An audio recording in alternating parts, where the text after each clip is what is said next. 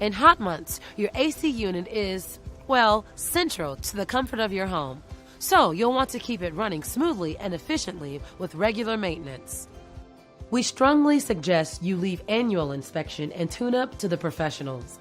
But you can help your AC and yourself by simply changing your air filter every couple of months.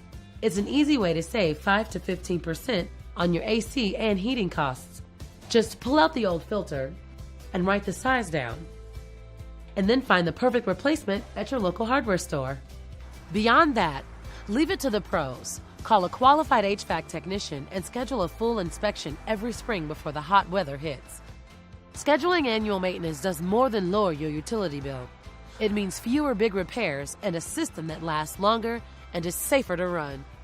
And while you're at it, you should have your HVAC maintenance professional check out your furnace too. You can learn about furnace maintenance as well as other important energy and water saving tips by visiting BPU.com.